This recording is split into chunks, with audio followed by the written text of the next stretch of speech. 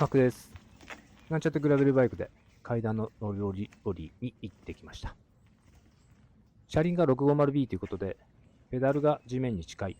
まあちょっと神経質になりながら、多少フラフラしながら登ってますね。いやいや、まあ普通に登れます。